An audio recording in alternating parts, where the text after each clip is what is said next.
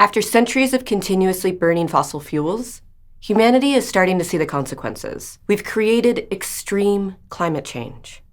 But today, more and more people are working towards solutions. Scientists and engineers are developing carbon-free technologies. Students are encouraging schools to start composting programs. And activists are putting pressure on organizations to stop funding fossil fuel projects. Just to name a few examples. But ultimately, getting the global change we need also means getting entire nations to cooperate, which is about as easy as herding cats. I know, I have too. Each country has their own approach to climate policy. They're not obligated to submit to anyone else's authority, and sometimes following through with their plans, it doesn't always make it on the agenda. But every now and then, these cats manage to pull off something amazing. Hi, I'm Em Jackson, and this is Crash Course Climate and Energy.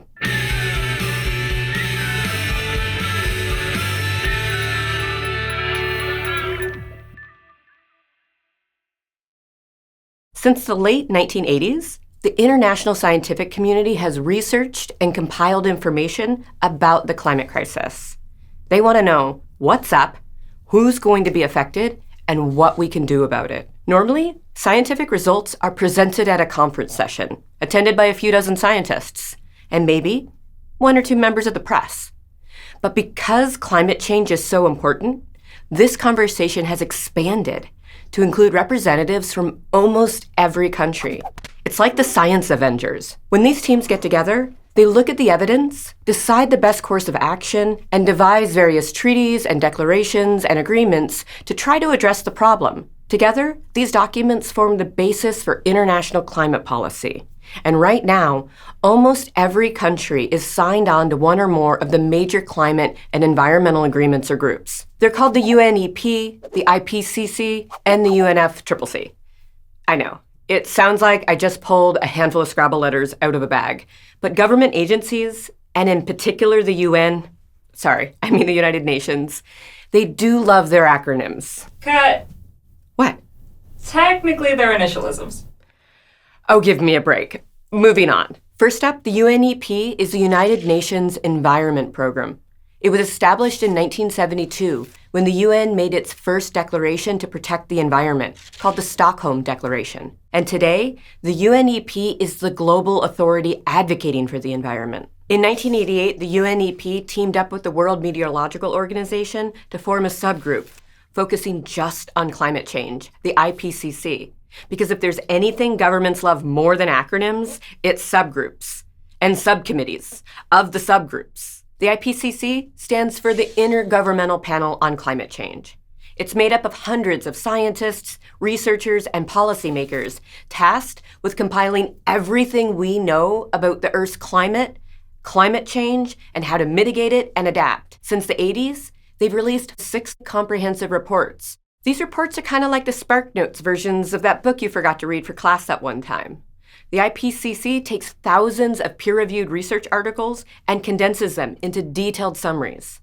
Imagine the ultimate book report written by scientists. These and a few other reports represent some of the most comprehensive and collaborative international science ever. And when these reports have been picked up by the media, they've helped launch waves of awareness and activism across the world. So you've got the UNEP, the IPCC subgroup, and finally our last acronym with the highest Scrabble score goes to the UNFCC. While the IPCC is focused on compiling and reporting knowledge about climate science, the United Nations Framework Convention on Climate Change is about the other side of the coin. How we put that knowledge into action as an international community. It's essentially a treaty signed in 1992 by 154 countries to try and combat, quote, dangerous human interference in the climate system, aka what's been happening since we started burning fossil fuels during the Industrial Revolution. Every year, members of the signing countries meet for a Conference of the Parties, or COP, which is another acronym. Sorry I betrayed you like that. Anyway, the COP meets to discuss progress and new approaches to tackling climate change. For instance, in 2015, the COP meeting in Paris resulted in the Paris Agreement, which set a long-term goal to reduce climate warming to well below 2 degrees Celsius. ideally 1.5 degrees. We'll come back to this agreement in a minute. For now, though, there's your list. The UNEP, the IPCC, and the UNFCCC. With so many committees and resolutions, it really seems like we should have climate change in the bag. But humans aren't always the best at sticking to big plans. Don't even ask me about the running goals I set last New Year's. Similarly, these international agreements have been a mixed bag. Sometimes nations lace up their running shoes, and sometimes they take a nap. For example, one of the first major agreements to emerge from the Conference of Parties was the Kyoto Protocol in 1997, adopted at a meeting in, you guessed it, Kyoto, Japan. Countries that signed up to the Kyoto Protocol were legally committed to reducing greenhouse gas emissions by a set amount within specific timeframes. If they didn't make their targets, they could be penalized by international courts, which seemed like a good motivator, except the Kyoto Protocol has largely been considered a failure, much like my 5K training. The targets within the agreement were not made legally binding for developing countries. So fast-growing industrial economies like China and India had no legal obligation. That decision had ripple effects. The biggest greenhouse gas emitter in the world at the time, the United States, disagreed with that exclusion, so effectively decided not to participate in the Kyoto Protocol at all. Without the US on board, many people questioned the usefulness of the protocol. And at the end of the commitment period, greenhouse gas emissions were higher than ever. So a little under 20 years later, countries returned to the starting line to try again. This time, the COP drafted the Paris Agreement with the goal to reduce climate warming to well below 2 degrees Celsius. And the UNFCCC had learned from their mistakes the first time around.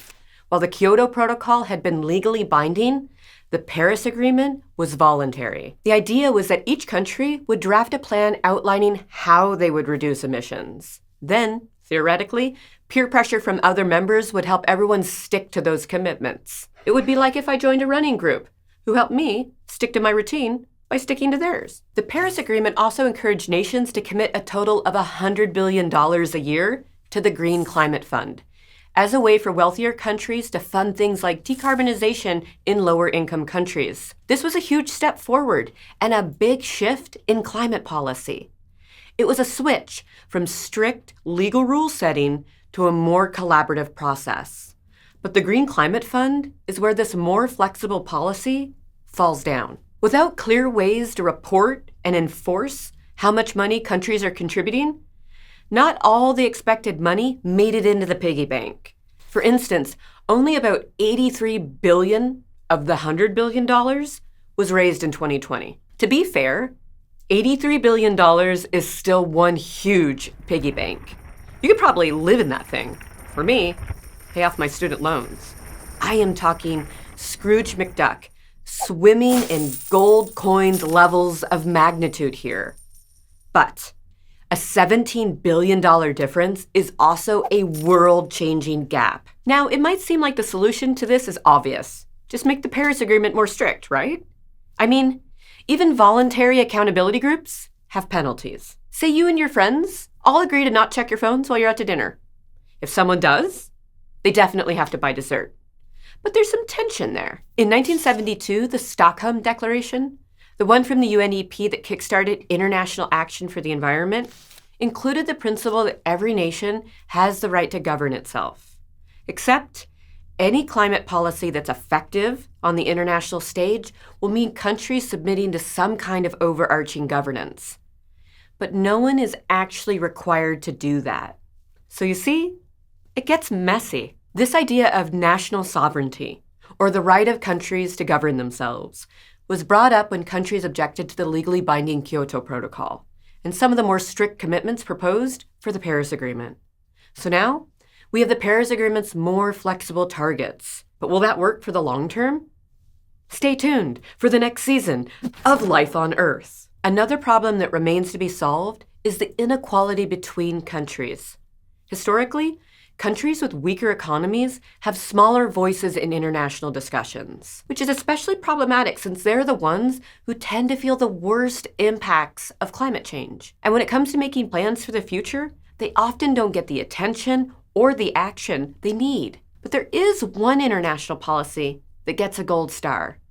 Take it away, Thought Bubble. From the 1980s through at least the early 2000s, everyone used to talk about the infamous hole in the ozone, a protective layer of the Earth's atmosphere. And it was a big deal. But now, you never hear about it. And that's partly thanks to the success of the Montreal Protocol. It's an international treaty enacted by the UNEP in 1987, in the era of big hair and acid-wash jean jackets.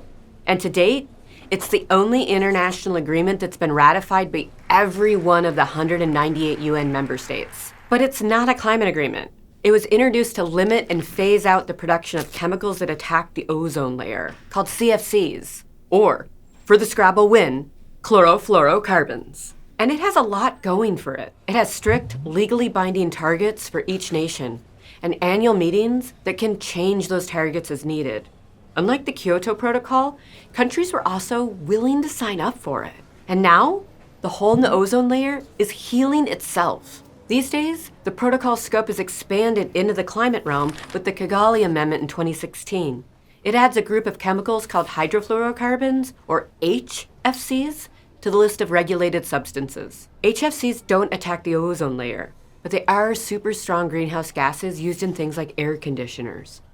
And if the Kigali Amendment is effective, experts suggest that by the end of the century, we can prevent the average global temperature from going up a full 0.5 degrees Celsius. Thanks, Thought Bubble. The Montreal Protocol is an example of how we could get international climate policy right. And the Kigali Amendment goes to show how climate change can be integrated into existing policies. If you already have a way of doing something that works, it's a lot easier just to expand that approach than to invent a whole new set of rules and processes. Which makes me think, maybe I should combine my running schedule with my daily coffee run. Ultimately, climate policy is a pretty young form of governance, so we're still trying to work out the best way to do it. And only time will tell which strategies will be the most effective. Smaller countries, activists, and the public will also continue to have a bigger and bigger role in these conversations as more seats are made available at the table. Whatever we do, though, we've got our work cut out for us. Because even beyond passing laws, we'll need to find an approach that helps overcome the cultural, political, and economic challenges faced by each and every nation on Earth. MOTNT. More on that next time. I think we're going to need more Scrabble letters.